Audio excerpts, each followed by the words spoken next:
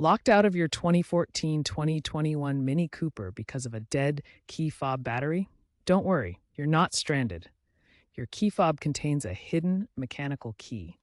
Locate the release, usually a button or slide, to extract the key blade. Use this key to manually unlock the driver's side door.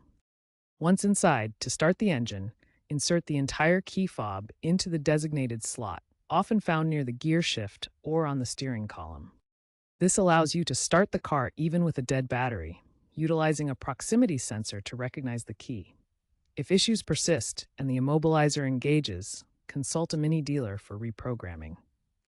To avoid future dead fob situations, replace the battery promptly.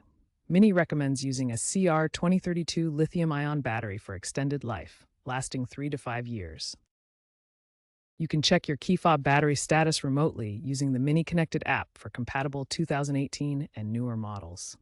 Looking ahead, Mini is increasing adoption of digital keys accessible via smartphone, potentially making physical key fob batteries obsolete.